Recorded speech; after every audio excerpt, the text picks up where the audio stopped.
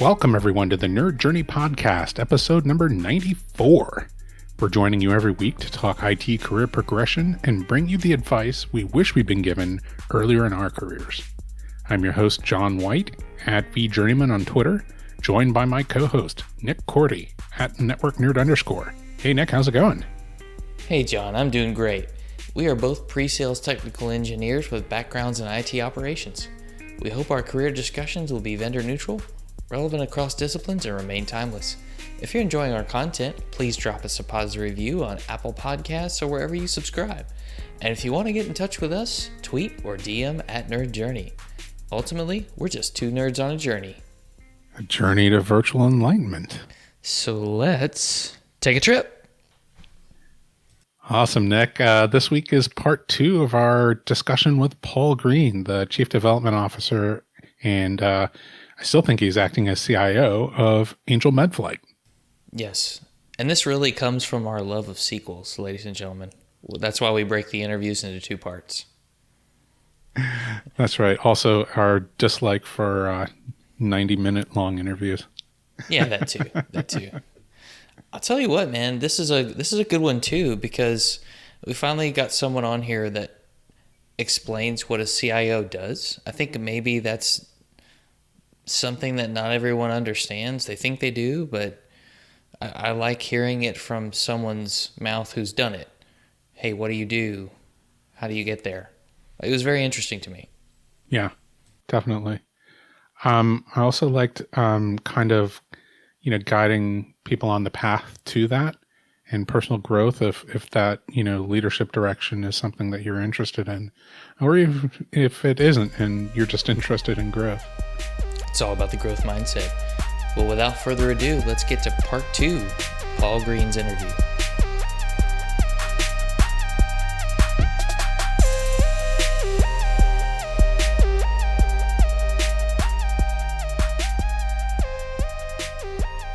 I had a quick question there.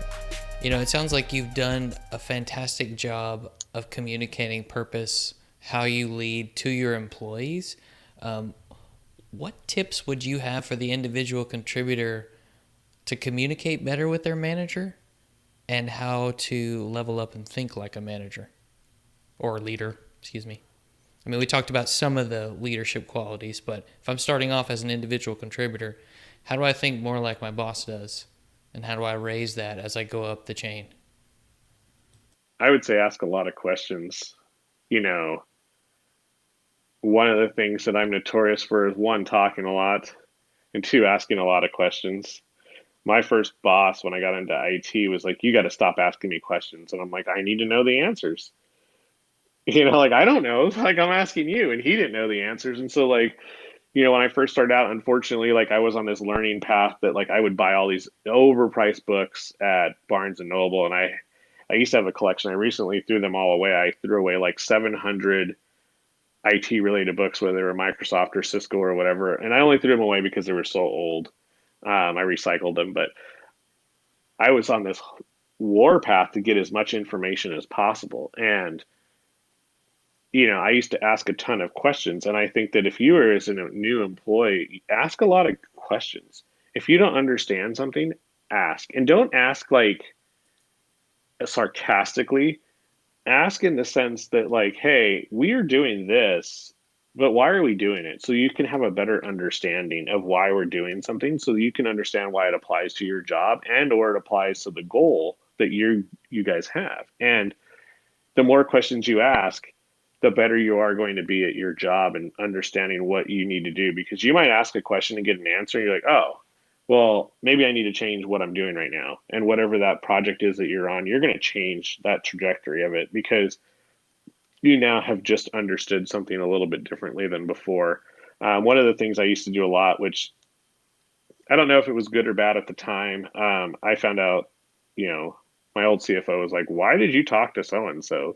But I would go to any stakeholder or anybody who was involved, and I would ask them, why do you need this? What is it for? How does it, what don't you like about what you're doing now? And if you don't like it, why do you think this is going to work? And I would ask all these crazy questions because I didn't want to just give you what you asked for. I wanted to give you the perfect product for the process that you were trying to do. And I learned really quickly that if I was asking people, they not people generally don't know what they want. They have an idea of what they want it to do and they think this is what they want, but the reality is you can usually give them something better. And we do that a lot at my company now is we get all the stakeholders in a room, we ask them what they want. We have a completely custom built sales force and we do all the development in house. And so we ask them what they want and what they want the outcome to be and how they want the process to work. And then we develop a process around that and say, hey, would this work for you? Check this out. And we very rarely deliver what they asked for. Very rarely, because they don't necessarily know, but you can only learn by asking. And the more questions you ask allows you to deliver better products or ask better questions.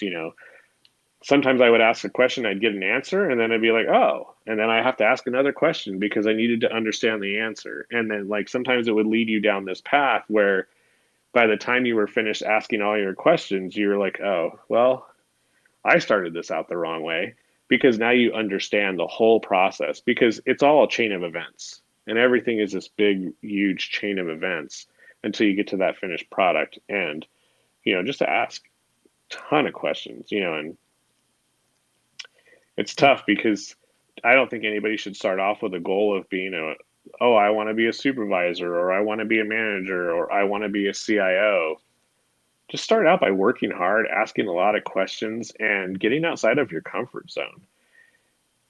I was speaking to somebody a few years ago, and I was kind of helping him and mentoring him, and his whole goal in life was to be a senior network administrator. And I was like, why? And he's like, because I like that. And turns out he really didn't even know what it meant. And now he is a security professional. And it's don't be so worried about what your outcome is going to be. Just work really, really hard, learn a whole bunch of stuff, and as you move up through the ranks and you're proving yourself that you can be this, you're going to find out what you actually want to do. I don't know very many people who started out right out of college who still do exactly what they wanted. I mean, as you Those days grow are up, kind of over, right?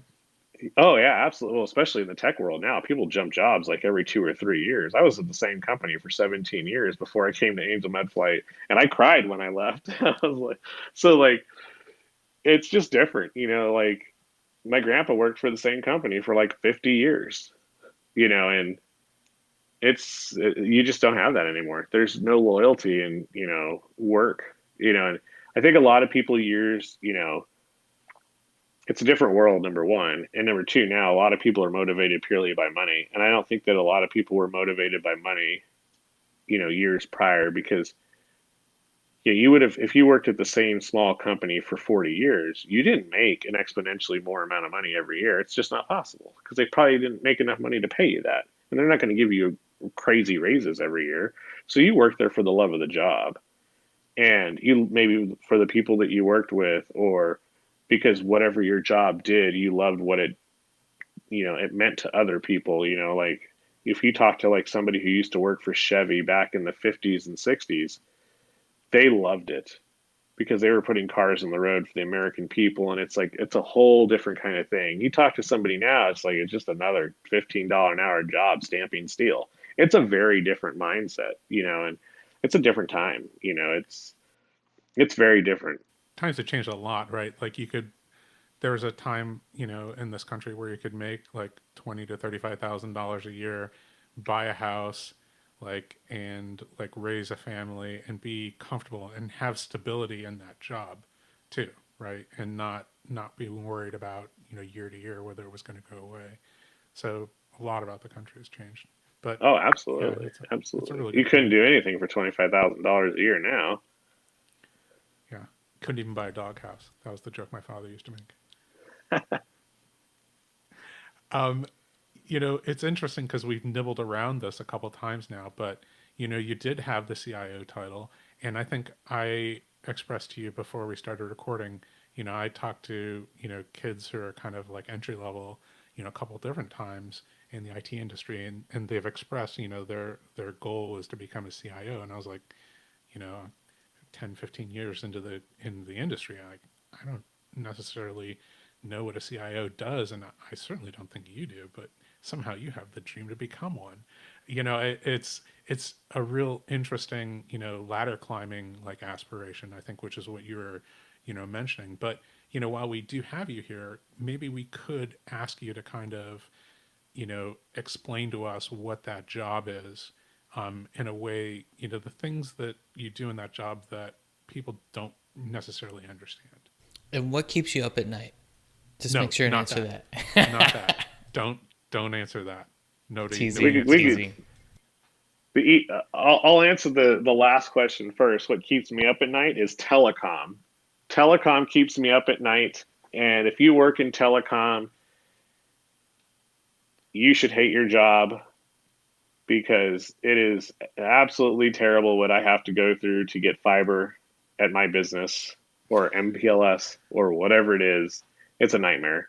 And I am tired of everybody getting bought out. All the great companies are now bought up, and it's like there's like three companies to get bandwidth from, and it's terrible. But that's beside the point. Um, I never had aspirations to be a CIO. I never thought about it that way. I just thought about doing bigger and better things every year that I was doing something, and I started out in an industry where I just wanted to do cool things. It wasn't necessarily that I wanted to do it because it was cool. I wanted to do it because I knew it was going to push what I was doing forward. Like I started out in hospitality, and one of the first things I did was we built websites, and we had a website live and booking hotel rooms before anybody else did it, and we were the first ones. And then that parlayed into I wanted to put internet in hotel rooms. So we put internet in hotel rooms. I won't get into how we did it, but it was very crude. And I can say that we were also the first ones to do that. And it all started because of my apartment complex, but that's beside the point. And then we did wireless internet, and we did wireless internet before anybody else. And then we had IP telephony. We had all these things that we were doing, and we were a very forward thinking, very technology based company, built multiple property management systems, custom designed fully from the ground up, partnering with other companies. And, you know, I wasn't necessarily looking to be a CIO during that process. I was just looking to build the best products or the best IT solutions for my business, and what was going to be the next thing that was going to make my business better. And I never did it because I wanted anybody to say good job, or, oh, and, I have an employee now and she always is like, you don't ever take compliments. And I'm like, I don't take compliments well because I don't do things for compliments, one. And also, like, I'm just not that guy. I just don't care. Like, people are like, oh my God, that was so amazing. I'm like, it was okay. Like, I've never done it for that. I just do it because I enjoy doing it. Like, I think that, like, I love proving people wrong, though. I will say that. Like, I was told that we could not build our Medlog 2 product. I was told that it was too complicated. I was told that, well, why would you want to go down that direction? You should do it this way. And I was like, okay. And so we did it, the right way, the way we wanted to do it.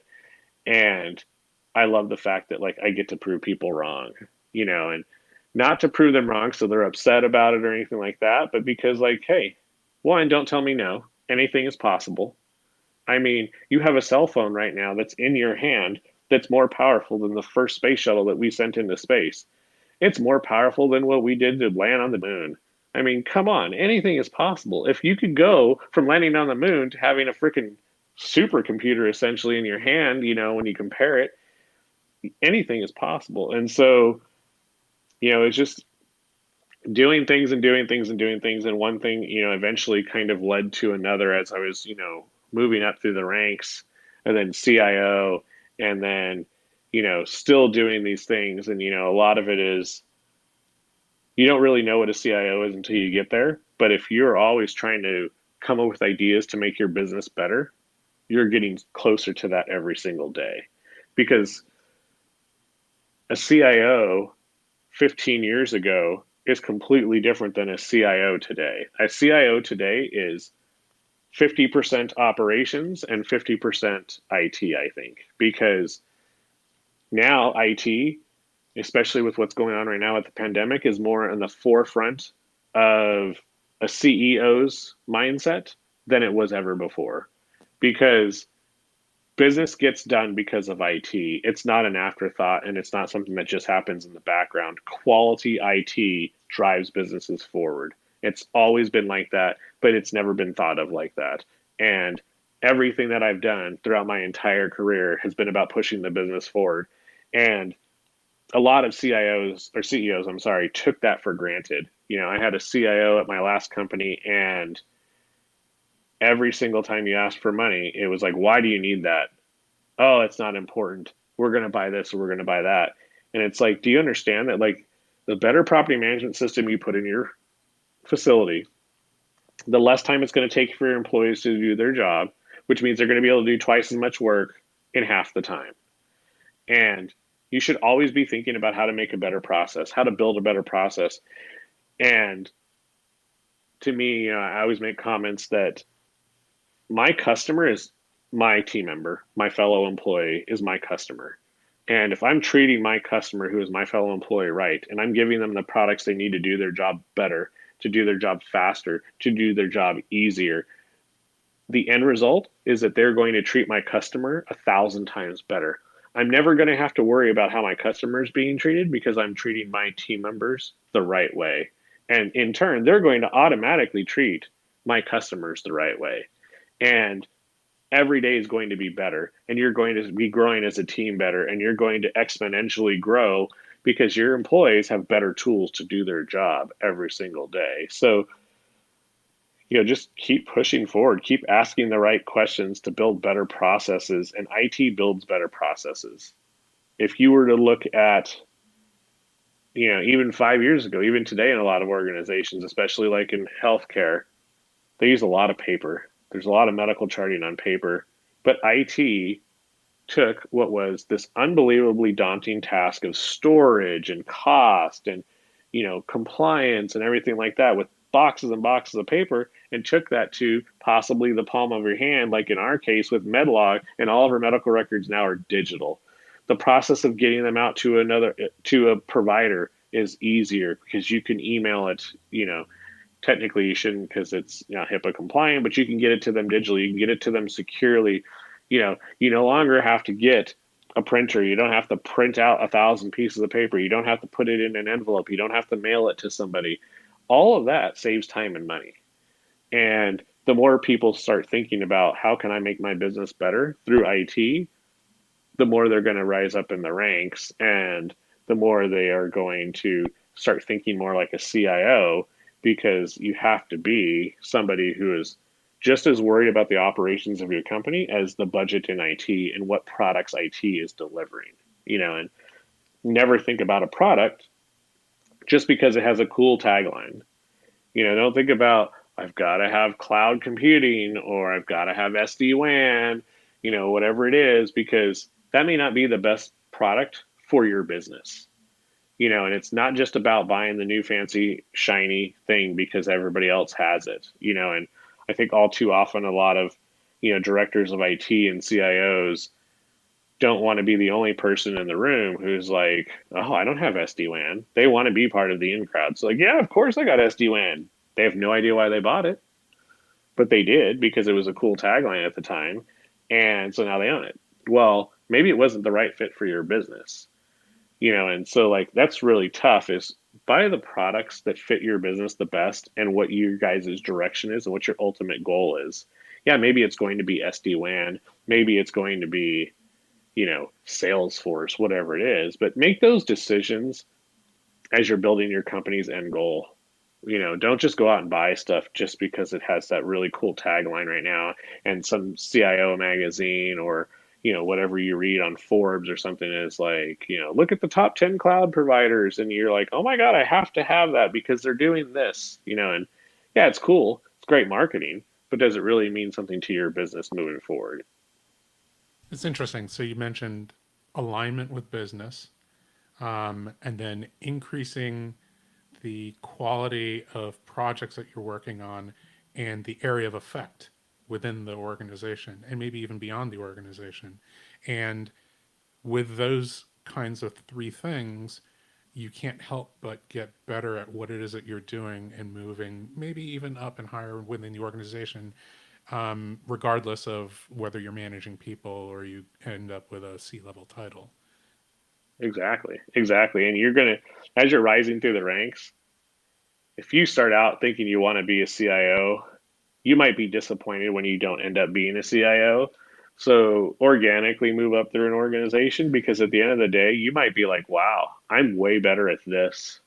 You know, there's people that start out in all kinds of walks of life. And, you could be a journalism major and end up the CEO of a company. There's no right path for anybody. I only bring that up because later, when somebody listens to this, he'll know exactly who I'm talking about. But anything is possible. It doesn't matter how you start, it's how you finish.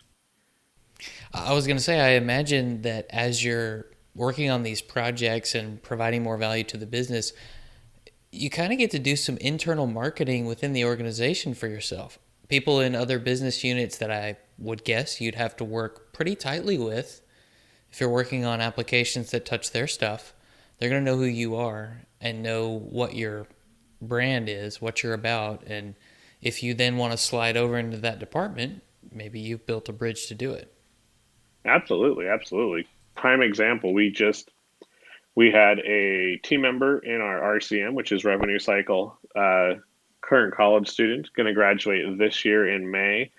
And we understood his work ethic. We could see how he operates. We could see his thought processes. You have to work with IT all the time, on various different things, whether or not he's asking for help or whatever it is. And so he was recently asked if he would like to move into IT and if he would like to take a help desk role within IT and use his communication skills and what his degree is to really start taking a different step in his, whatever his path in life was going to be. But let's move out of this and let's move into IT and let's learn some new things. And so anything is possible. I mean, we took somebody who works in revenue cycle and we have moved him into IT, and he is now a help desk associate in IT, and he's learning a lot of different stuff, and he's touching a lot of different things. One thing that's unique about our organization is that we're small. And so he's not just going to be stuck with databases or he's not just going to be stuck with workstations. He is going to touch everything. And so he's going to get such a good understanding of telecom and, our phone system and our servers and all these different things that maybe he's going to start excelling at one thing or he's going to understand one thing better. And so now he could take a slightly different path. And I think that's much tougher in, the larger organizations because you're kind of siloed. I hate siloing people. And the only reason why I hate siloing people is because then you never know what they're capable of. And it's tough though when you work in a really, really big organization because, you kind of there's no way around it. If you work at like, we'll use Google as an example. If you work at Google and you work in this department, you're not really gonna have a lot of, there's 20,000 of you in that department. Like what are the chances of you being outside of that department? I think that's much harder ask, but if you're within a smaller organization, it's much easier to interact with a lot of different departments and have those departments take notice of your skill set and what you bring to the table and the way you communicate. I think communication is probably the most important thing. You know, it changes everything. How you talk to people changes everything. Your enthusiasm for your job, whether you're the guy who's sweeping the floors or you're the guy who is developing a next generation application for a cell phone, your enthusiasm is going to be infectious throughout the organization, and you should be delivering that enthusiasm every single day. And people will take notice and things will start changing for you. I mean, it's a proven fact. Everybody who I've seen rise up through the ranks has that exact same mentality.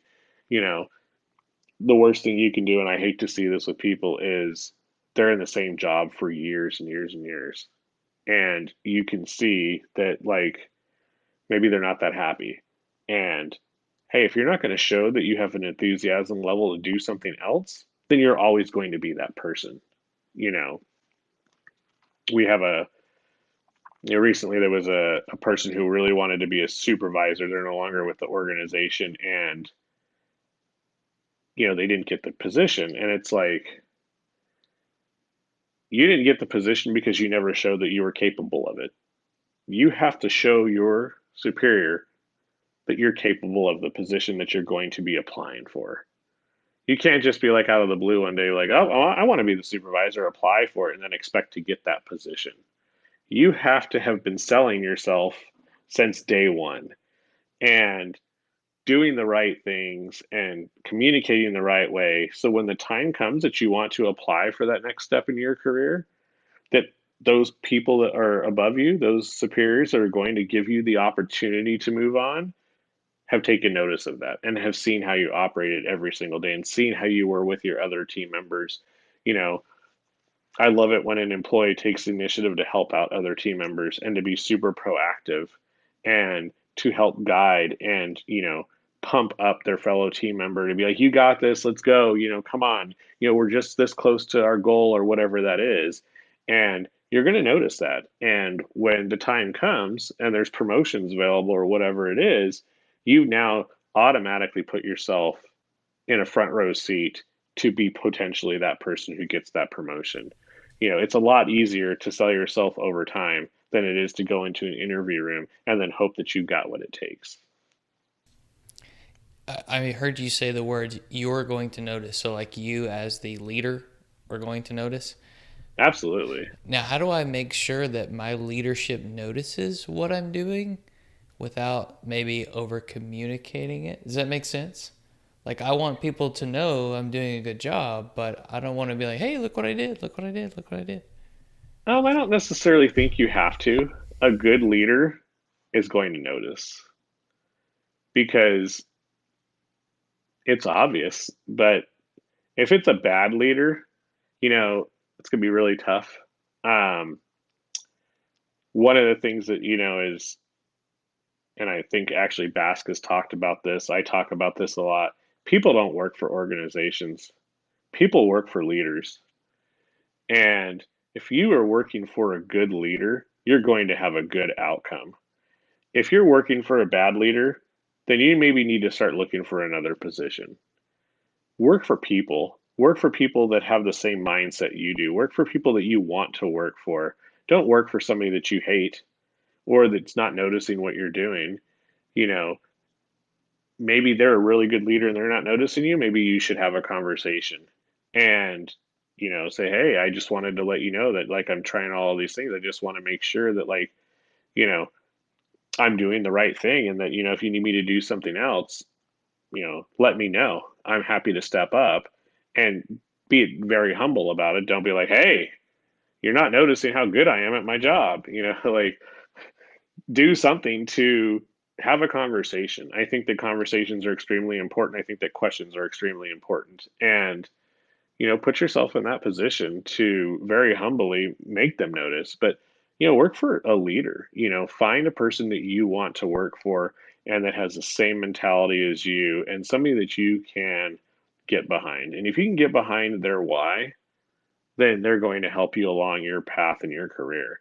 If you can't get behind your leader's why, then they're not going to help you in your career. Unless you're super comfortable just doing what you're doing, then fine, keep doing it. But if you've got aspirations to be bigger and better than whatever it is that you're doing right now, find a leader that you want to work for and find a leader who has a why that aligns with your why. And you guys can do whatever you want. I mean, that person's going to take you along with them. They, and don't take that as like, oh, if they get a higher promotion, they're going to promote you to come with them. No, they're going to take you on a path that allows you to grow within your career, whether it's with them or outside of them, but you're going to grow with them. And growing with them means that you can move on to other greener pastures, whatever that is. Or during that, you know, following, you might realize, wow, I really want to go do this. And it might be a completely different path than you're taking now, but at least you'll be exposed to that. And as you're growing with your leader, you'll be able to go on to those new greener pastures, or maybe it's even a completely different job than you thought you were going to find. I really appreciated, what you've been saying all along. I feel like we've heard a lot about leadership. We heard a lot about uh, inspiring a growth culture when you are a leader, whether or not you have like a managerial or C-level title, and and a lot about just personal growth as well. And I really appreciate everything that you've talked about. Before we get out of here, do you have any closing thoughts? Any things that you feel like you wanted to say that you didn't get a chance to? Man, we could talk all night. I feel like we um, could. oh no, we could. You ask the questions, I'll give you the answers. I'm an open book. I would say if you want to be a CIO or if you're in IT, think about a lot of different things because one, understand what is out there from a product perspective. Read and research. One of the things I spend a ton of time doing is just reading and researching all these different products, whether they relate to my business or not. I still want to learn about them because you may never know what product is the best product for you if you don't know it's out there. And we've chosen products like, for instance, right now we use all Mac Minis as workstations at our office because the hardware is so much better than a lot of the PC hardware we can get. The form factor matches. There's all these little benefits to us that work really, really well. And a lot of that is because of research and understanding and seeing what products are out there and how we can apply that to our organization. And I read a lot. I have a lot of different books that,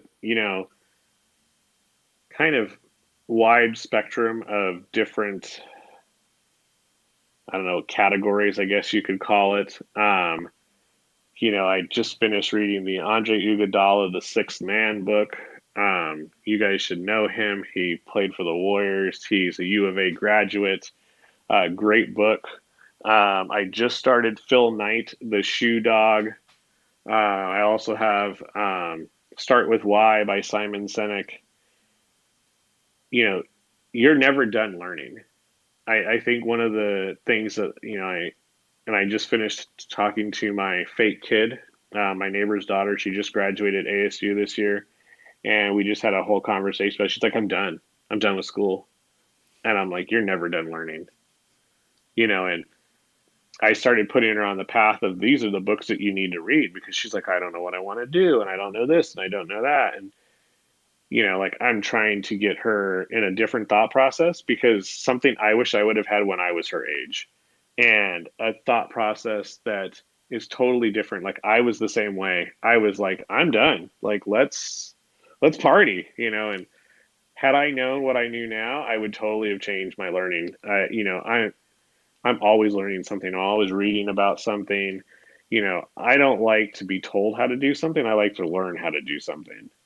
And when you learn how to do something and you make mistakes while you're doing it, you actually learn a lot more than me just telling you how to do it. And I like to have employees learn how to do something. I don't ever want to tell them how to do it. I like to give them a little bit of guidance and then let them go. Unless it's marketing related and we're building like a box of tchotchkes or something that we're going to send out, I am super OCD about sticker placement and things of that nature. But outside of that, when it comes to IT, totally different. Um, but never stop learning. Never stop looking for different things. Like, I'm a member of Forbes magazine stuff that I get sent to me, Harvard Business Review, and not all of the articles are related to IT. In fact, I would say less than 10% are related to IT. But what they are related to is business and understanding how businesses work and understanding what is out there. And if you're in IT, you're in business. And if you think you're not, you're crazy because IT drives business processes, and business processes are what change companies. And the more you're thinking outside of the box to help your organization with their processes using IT, the better you're going to be. And there's a ton of information out there. And regardless of whether you think it applies or not, trust me, it applies in the long run. Like you can never, there's no amount of information that you will consume that's enough. And once you start going down that path, it's, I don't know how to explain it, but like for me, it's kind of like a black hole. And even sometimes at night, like the other night, I started reading an article, which led to another article, which led to a YouTube video. And it was like 3 o'clock in the morning. And I was like, oh my God, I got to go to bed. And so like all these different things, start leading you down these crazy paths, but like all of them are going to apply to your job in some way. You just don't know it yet, especially if you want to be a really good leader. And a lot of it will help you out with some of your team members because everybody learns a different way. Everybody has different things that they're into. And being able to talk to a bunch of people on their level and being able to, being part of conversations that are subjects that you're not necessarily your subjects that you like, but you can still have a conversation with somebody builds a better bond within your team. And being a really good communicator will allow your team to be better overall. So, talk to people, ask questions, be present. You know, I think too many people aren't present. And when you're not present, you might as well just not be there. Be present, be in the conversation. And if you can't be in the conversation, figure out how to get yourself in the conversation because those conversations are what are going to change the trajectory of your career. Awesome. All right, what's the next question? Let's go. Well, I want to know, can people reach out to you on social media if they have follow-up questions to this episode? Oh, absolutely. I'm on Twitter, newly on Twitter. I'm not a real big social media person, but I am on LinkedIn. You can find me on LinkedIn very easily. Paul Green at Angel Medflight. I don't know what my actual handle on LinkedIn is, but We'll yeah, feel find it free and to put it in reach the show out. notes. Yeah, and I can email you guys like my Twitter and my LinkedIn and like Your Instagram. Home address, Yeah, all that TikTok. stuff. yeah.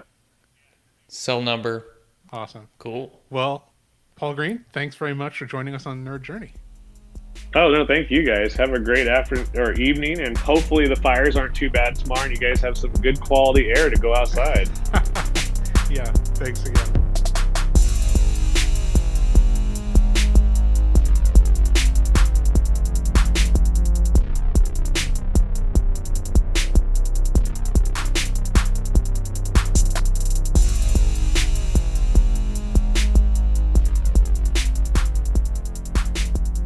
Nick, I really enjoyed listening to that episode again in the process of editing. One of the things that occurred to me, it's not related to any specific topic, but Paul is one of those people who has read a book on almost every topic that he talks about. I don't know if you noticed that, but it was across a wide spectrum of topics. It's like you and he are connected on some kind of level, John. He has a book for every occasion. But well, it's good. The three of us, right? The three of us. That's true. We do give out a lot of book recommendations. But yeah, he talks about never stop learning. Books are still a great way to learn, whether it's, paper in your hand that will never be replaceable or, the digital version or the Audible version. Yeah. Yeah. It was great. I also liked just that discussion of the progression to CIO to kind of close out. That part I thought was really interesting. He didn't, close off any of the kind of growth avenues in any of his discussions overall. That path for the individual contributor, it was, keep all those doors open, open up the possibilities, and keep, as many doors open and open as many doors as possible. I thought that was, just kind of really refreshing to hear. It wasn't, I don't think that he said that explicitly, but it was just like a kind of a theme that he kept on like circling back to. Yeah, and he really had more of a solutioning type mindset. Don't necessarily have to give people what they want because they may ask for something and you have to help them figure out what they actually need. Kind of the sales engineer mindset almost, right? Definitely. I don't know if being a sales engineer automatically means that you'd make a good CIO, but it's definitely, one of those crossover skills that I noticed. Sure. And a lot of people in technology have this skill set already. the solutioning mindset.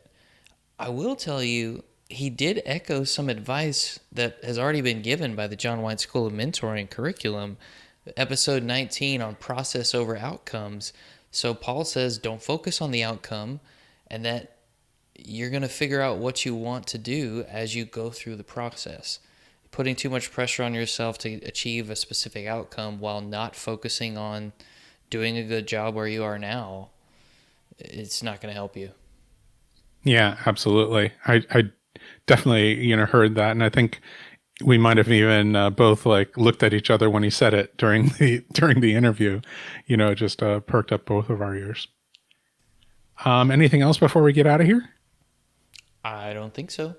Just a reminder, we want people to subscribe and give us a positive review on Apple Podcasts or wherever you may be listening. We want to know if we're being helpful and are always looking for interesting questions to ponder. We're collectively on Twitter @NerdJourney. Yes. Awesome. Yes, farewell, we listeners. Okay, farewell, listeners. Tune in next time as the journey continues. I'm John White @VJourneyman for Nick Cordy @NetworkNerd_, signing off. Adios.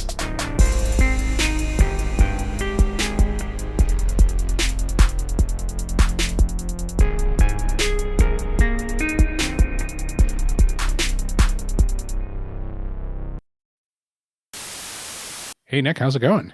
John, I am just dandy this evening.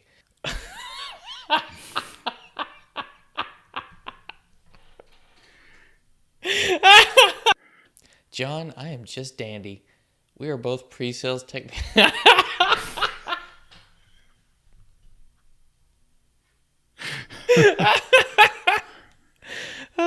Okay, I'm going to have to start over and not say that.